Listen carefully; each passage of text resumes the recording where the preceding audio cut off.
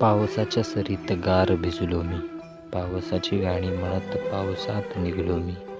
नदी नाली फूल बांधा भरला सारा, नदी नाली फूल बांधा भरला सारा. अंगणातील गारा खाऊन मुलांचा खेळ रंभला सारा. खेळ हाच डबक्यातील जहाजेचा, खेळ हाच डबक्यातील जहाजेचा. विगरलेल्या जहाजा डबक्यातील डबक्यांचा.